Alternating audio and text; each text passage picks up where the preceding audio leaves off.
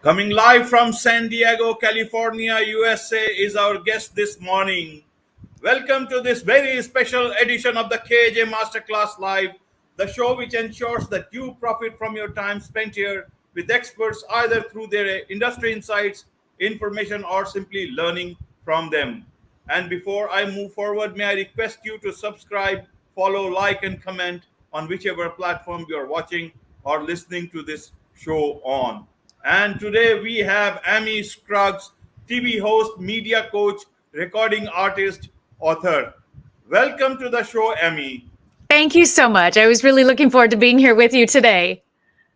Thank you so much. Thank you so much. It's early morning in India, and it's night, late night down there in San Diego, and it's nice to talk. You know, East and West are meeting up in such a nice manner, and we are talking about something very good: is how to never give up the pursuit of your dreams. So, tell us about this particular part through your story, the journey that you have traversed. Tell us a bit about your background, how it started, how you have reached to this level that you had aspired so long. Thank you. And I will try to keep this more on the Cliff Note version and not drive you all crazy. I will get to the point of what got us here today. But I'm proud and thankful for the career that I have now at this stage of life. But it's a prime example of learning how to continually shift. And I know that there's so many great people that can tell the same story where life throws things at you. And that is definitely a part of my story. Since I was a young girl, I knew that I wanted to be a performer and sing. And I always loved to talk. I always got in trouble in school for talking. So there was something written there that I was going to be a performer, was going to be a speaker, but life happens. And I had children young. So I had that opportunity to be a mother and be home with my children when they were younger. And I was able to start my career a little bit later. I was 30 before I started my career. And it was an incredible example of that shifting and of attracting in the right people into your life. And I had a woman who took me under her wings in the wholesale banking for Southern California for a major bank in wholesale lending. And she was a cancer survivor and a mother of three. And she said, I'm going to take a chance on you. And I was a single mom now at this time. And she took a chance on me. And I was so thankful for the opportunity that she gave me. And it was an industry that I was not qualified for. I did not have a degree. I was not qualified to be in wholesale banking. And she said, I'm going to teach you what I know. And 6 months later, I was the top sales of the company. And I definitely did that because I wanted her to see how thankful I was. It was really gratefulness that was leading to that achievement, as well as also needing to provide for my children and my home and what I was responsible for. So I was enjoying that career. At the same time, I was still singing and performing, and I would be in cover bands and performing at community events with the musicians I was with at that time. But in 2007, I was hit with some major medical issues and had to have a complete hysterectomy. And before that, I had had the chance to go to Nashville as well and start recording and was hoping to have that opportunity. But in 2007, it really hit me with some serious medical issues, and I had to have a complete hysterectomy. Well, at the same time, that was when we went through major recession here in the United States. The mortgage and real estate industry completely collapsed, and so did my job. The career I had just built over these years disappeared overnight. And that was a moment where you have a choice to say, am I going to collapse? What am I going to do? Or do we shift? And with my love and passion for performing and my wonderful A&R rep in Nashville teaching me early in the 2000s, I said, Amy, they call it music business for a reason. The artists that run it as a business are the ones that have an opportunity to be successful. So I took the business experience that I just had in sales and out running teams in sales and learning that effective communication and being comfortable in front of professionals was what helped my success there. My passion for being a performer, and I put it together. And so that year that everything crumbled underneath me, I went out and asked for the business as a recording artist. And 6 months later, I was able to open for Clint Black on a major national stage on the 4th of July here in Arizona. And I knew that that was going to be the opportunity to go and ask for more opportunities. And so for the next years, I went out and toured as a recording artist with kids in tow and making it happen and asking for the business. And I went on to be able to open for some of the biggest names in country music. And also my passion for serving the military and veteran community allowed me to go ask to support them more And it opened up doors that I became the spokesperson for the American veterans for the state of California for several years. And so I was performing at a lot of military and veteran outreach events and deployments, coming home ceremonies, you name it, I was there. And it was an incredible experience of honoring our veteran and military. So I was still using these effective communication skills, my performing, and what I had learned in business those years and putting it together. And 2011 had the shift happen again. It still wasn't enough to keep it all together. And the children and I, we lost our home. And so now I had decisions to make again. And a few months after that, our bass player died. Had we been on tour, we would have lost him while we were on tour. So I made some difficult decisions that it was time to come back into the business world and put the music on hold for a little bit. And that was tough because I tell you, on a Thursday, I was opening for Trace Adkins, a big country star, sold out crowd, 20,000 people. And 3 days later, I was in a cubicle in San Diego starting over. And that took a lot of courage to take that opportunity to say, I have to do what I have to do. But I knew, I felt something in me that said, put the same passion, put the same energy, enthusiasm, and business skills into this and watch what's going to happen. And that was in 2011. And I sit here 11 years later and can tell you the last 11 years of building led to new relationships, new opportunities, leading teams back in sales again and building new experiences in that. Learning effective communication. And then because of someone I met and worked with through that, called me one day and said, Scruggs, we've got somebody I need you to meet. Are you interested in hosting a national TV show? And it just turned out that the national TV show was centered on real estate and mortgage. I spoke that language. There was another show that was its sister show that was all for veterans and military. Well, I spoke that language. I'm comfortable in front of the camera from all of my years of performing. And I was ready to step into that seat. And what an incredible learning curve that was. What an incredible opportunity. I was interviewing professionals from all walks of life, entrepreneurs, professionals of different businesses. I was interviewing nonprofits, community leaders, everything. And it was fantastic. And I can't even imagine if I had missed any of those opportunities because I chose to not shift, chose to not say, I'm going to keep doing this. Well, then we all know what happened 2 years ago when COVID hit and it disrupted the entire world. We were all of a sudden in our caves here saying, now what? But I knew that this was going to be an incredible opportunity. And after working with so many professionals and finding out that one of the most common fears is being on camera, of public speaking, being comfortable, promoting your business, even people are still uncomfortable having that conversation and being on camera. And so COVID was an incredible opportunity for me to start working professionals virtually and really making a difference. And then I went ahead and decided it was time to write the book and put stories of professionals I'd worked with. Lights, Camera, Action is just stories about how to level up, how to push past that fear of being on camera and really be comfortable with it. And I was so thankful for that opportunity to put that book out there and have it be a success. And at the same time, Nashville called back after all these years and said, we have a producer for you. Are you ready to record your dream project?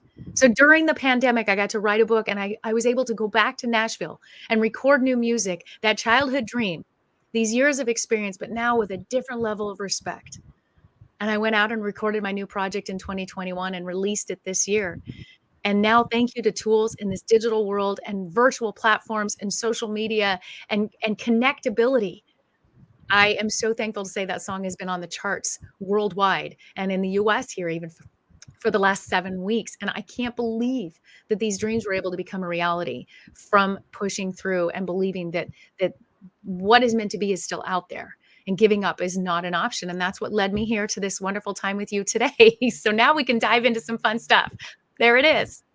Right. I mean, so much achieved in such a small amount of time and so much more to be achieved. And Yes. that's what Amy Scruggs is all about. Fighting spirit, living up your dream and trying to take up every opportunity that is possible. But tell me, Amy, when you go, these things sound very good when you are, telling them about them several years later. But while going through this journey, there are several moments of struggle. So, how does one decide which way to go? what is the right path to take, whether there are things to not take or to take them, like shifting to another place or staying put even in difficult times. Mhm. How does one decide that? How did you decide that? Well, you're right, because in the middle of the difficulty, it's one thing to tell this story these years later now, but if you even go back to that moment of losing our home and having to make choices and some of these difficult times, pain is a great motivator. Pain is really it's a privilege. Pain hurts. And you have to, and that doesn't mean you don't have the crying and the throwing things against the wall and the moments that you have to wallow, because we all have to do that. Pain hurts. But then I have to say, is this serving me well? Is sitting in this going to get me to where I need to be? Because I'm still alive, I'm still breathing, I still have mouths to feed. And just because this chapter is ending today doesn't mean that's the entire story. So there's that. What can I do? What tools do I have? So it's like picturing this giant toolbox. And sometimes you have all the tools in there you need to build something. Sometimes you're left with just a hammer and a screwdriver, and you have to see, what can I build with just that? So I was continually going, what tools do I have, instead of focusing on what don't I have? And I would use those tools to build something else. And it was more joyful to move forward than it was to stay stuck or move backwards. I'm more afraid of regret than I am of failure. And I think that has always been a strong motivation for me.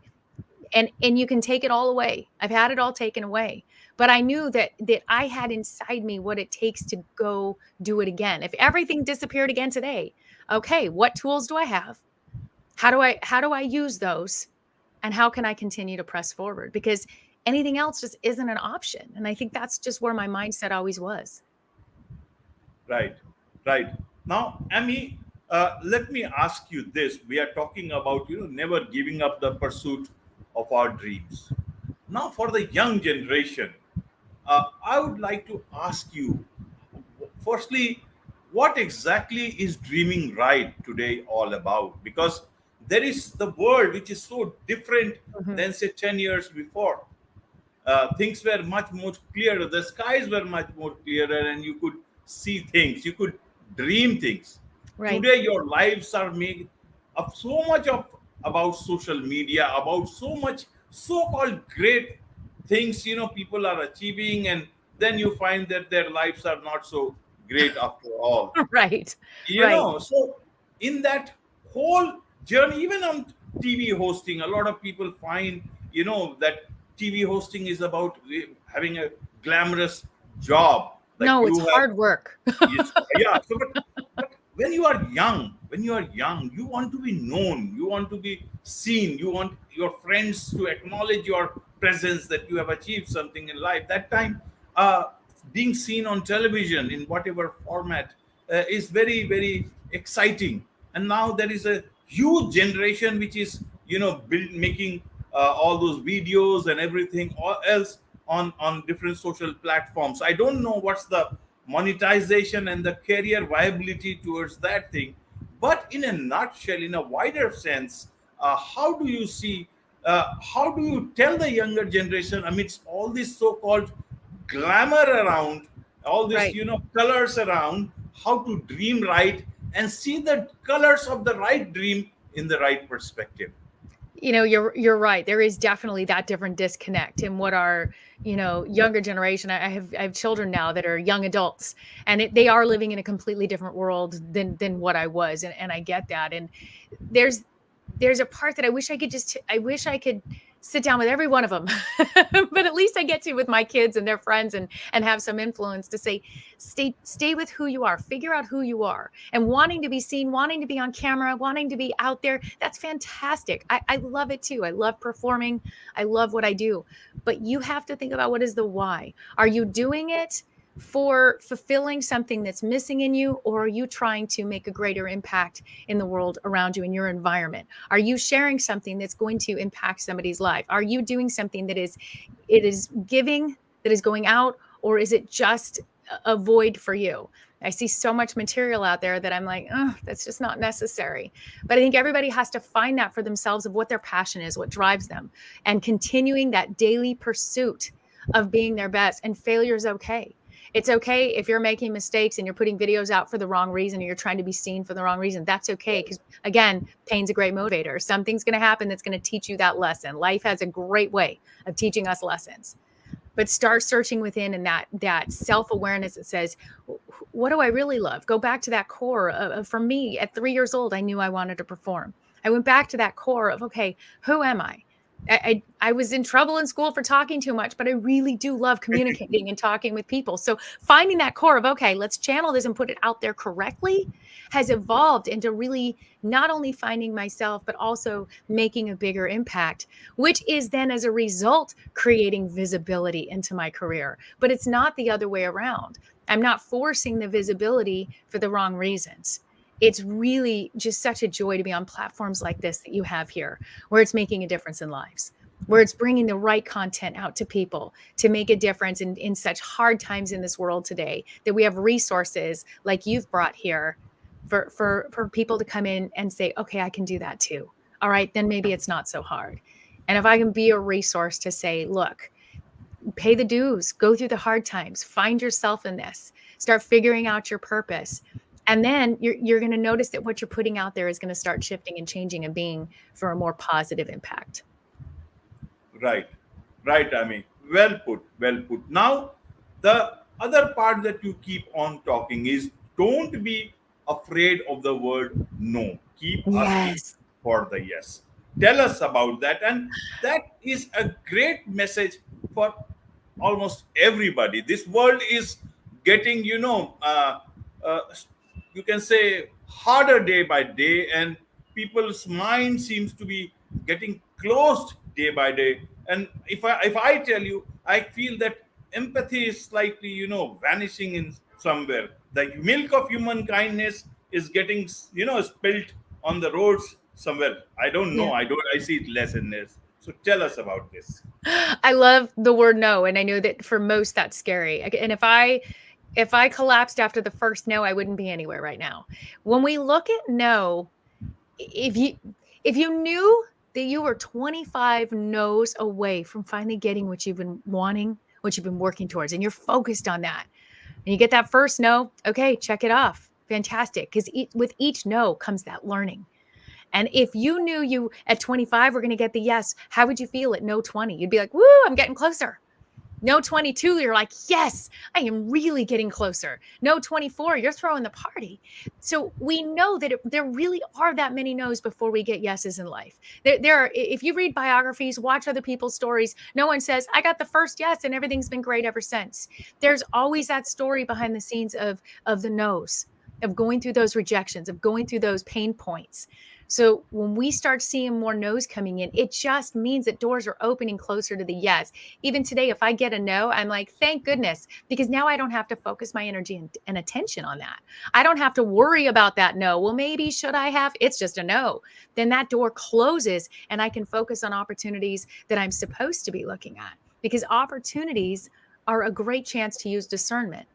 I can look and say, here's opportunities now I can discern. And if any of them come up as a no, that really helps me discern better. It limits it. So take no's as a blessing, because it's steering you to all the yeses that you're wanting anyways. Okay, okay. And when do you know that sometime a no is actually from a well-wisher, and that you should not try too hard to just make it a yes? Sometimes some no's are for giving us better direction in life. How does one know that? How do you differentiate between a no which is not, which is a no just to stop you, or another no which is to let you move forward in the right direction? There's a little test that you can do. And I try to do this myself, because sometimes you're like, oh, was just an accidental no, or is this a permanent no? I believe that the universe, it really gives us a 3-strike rule. So let's say that you and I planned this broadcast and you canceled on me for today because something came up. That's fine. It happens. So we reschedule, and then boom, one of us has to cancel again. And we're like, okay. And then the third time, we're both well-meaning, but something happens again. That's kind of saying, you know what? No, maybe this isn't a fit right now. Maybe this wasn't supposed to happen. And the same with opportunities or something. So you get the first no, and maybe, all right, maybe I need to come in from another angle. Maybe I need to try again. And then it's a hard no. At that third no, it's kind of that third strike. And that really is telling you, all right, I get it. I'm listening. The third no is really a no. And then you can move on. So sometimes the first no is crystal clear. Sometimes it's not. I would say do that 3-strike rule. And then it's really an easier way to gauge. Right, right, Amy. Now you have been a TV host, you are a media coach, and you tell a lot of your clients and people about camera, lights, action, everything about that. So the world today has changed quite a lot. And in terms of business, you see a lot of people nowadays who are not content creators in that sense of the term, or Mm-hmm. not influencers, but video has become such a big marketing tool today. Podcast is one of that. It means you are telling the world about what you are doing. Earlier it used to look at public relations campaigns and otherwise, and Mm-hmm. now you just are going in on podcasts and audio podcast, video podcast, and talking about what you do, what you can do best, and you are talking to your clients, potential clients, to your target audience. A lot of people are doing this who are not actually from the video line, like Yeah. consultants, Yes. doctors, a lot of professionals, coaches of the whole world, you can say, because you may be the best in your field, you may be the best inside the operation theater, but nobody will know about you if you are working in a small hospital, or not so a big hospital, or anywhere else. Now they need to manage all this stuff themselves. Always there Mhm. is no professional setup. So can you tell them how to be comfortable on camera in today's digital world? Your Yes. expertise is needed for the wider audience. There's a couple simple ways to look at it because you can definitely, go in deep and really do some intense training. But to simplify it, self-awareness is absolutely number one. You have to know what this face is saying. We bring our faces out into the world every day. We take it out to the market, we take it out into the town, we go visit friends and family. But what happens is when the camera goes on, we're not used to seeing outside of our eyes. We look out, not in. And if you're not aware of what you're representing, there's a disconnect. And sometimes it's even in just how you're listening. We can sit in the virtual Right. meetings and you notice that there's individuals who don't know that they're scowling the entire time. And they may be happy, but they don't know their face is not showing that. So taking a look at what your face is saying all the time, whether you're listening or speaking. And once you get comfortable with your expressions, you get comfortable with yourself. When you go on camera, guess what? You're not thinking about it anymore. I'm not having this time with you thinking about, uh-oh, what does my face look like? Uh-oh, how do I smile? Oh, am I having a bad hair day? I don't care. I'm not thinking about that because I actually really know what my face looks like when I'm talking to you right now. And I'm looking right into the camera. And that's another tip, looking into that camera, not down into the monitor, so that you're making real eye contact as best as possible, whether it's on, filming something or in a virtual meeting or a recording such as this. You want to recreate as natural of an engagement as possible. And so that means expressions, that means eye contact, that means being aware that that person is looking right at you, the same as if you were standing face to face. And if you can reenact that, it's really going to help those nerves. And also just remembering what you're passionate about. If you're on camera to speak about something, you most likely want to be speaking about that. Maybe you're speaking at a business you built or an outreach that you're involved in. You've put all the time and work into building this thing and wanting to share about it, and then you freeze when the camera comes on. I think that's the most tragic thing that I see, is when I see great people miss opportunities because they just didn't take the time to get comfortable with that camera. And the more you picture it the same as if you're speaking to another person one-on-one, the easier it gets to really deliver that message and be more natural when you're on camera. Right, right. So, talking of camera, camera angles and all, tell us about your new book, Lights, Camera, Action. It was a wonderful opportunity for me to share my experiences and stories working with other amazing professionals of all walks of life. And I asked their permission. May I share your story? Can I share your journey as you got comfortable on camera, as we worked together? I also reached out to some amazing, high quality individuals, a few celebrities, and said, would you contribute your perspective on each one of these topics? I have a very high profile individual that contributed into the power of the first impression. I reached out to one of the biggest video marketers that I know that's been on home garden television and all kinds of television shows and said, would you share about your views on why it's so important to deliver the right message? So it's not just a book about me just sharing my insights, but I reached out to those that I trust and that I know are really credible in this space as well.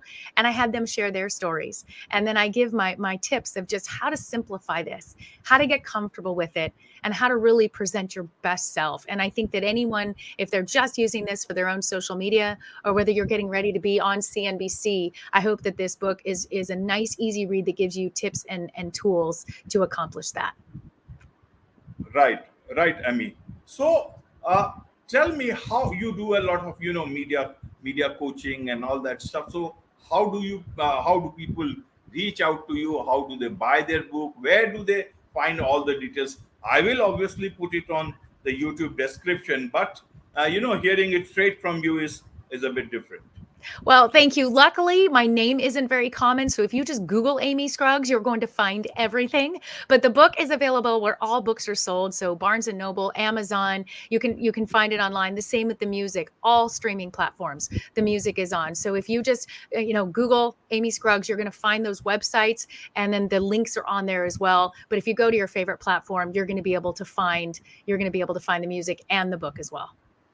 Right, right. And talking about music, I mean, how did you get involved with country music? Means that's something I wanted to understand.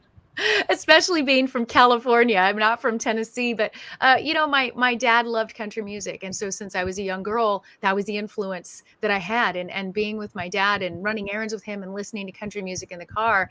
And we both knew when I was a young girl that was something that I was going to want to do. I started playing piano at 3, and I was singing by 5, and I just said I'm going to do this when I grow up, and it was always just really ingrained in me, and country music was as well. Plus, my last name is Scruggs, so it kind of didn't give me another choice. That you don't get more country than the last name. So I went with it, and it's just been a joy. It's been an incredible ride with all of that. Right, right. I mean, so you do so much. You are a TV host, media coach, recording artist, author. How do you manage all these things at the same time? Means for anybody, small work itself takes so much of time. How do you manage all these things? I think anyone who runs a small business, they probably do all the same amount of things, and it comes down to really great time management, being passionate about all the things that I do. I don't see them as different. I see it all as one. Because when I'm talking about the book, it also opens up to speaking about media coaching. And being a good media coach means that I understand what it's like to be able to broadcast and do interviews and be comfortable performing. So I don't see them as separate. I see it all as one. I am a steward of my calendar. I have notebooks all over the place, and I keep excellent written details, and I study my calendar every week, and I'm always looking 2 to 3 weeks ahead, and then scheduling it in there and finding that balance. And so far it works. Good, good. So, what is one thing that you want to tell to a lot of to youngsters, to everybody else who are doing small business and all? What would you like to share with them? Any tip? Any last words today for the interview? Somebody who wants to achieve the American dream, but in their own spheres of life. Yes. Uh, so just tell us about that. I would definitely say don't put a time limit. Don't say, well, I have to be at this stage by 30, or if I don't have all of this by 40, then it's done.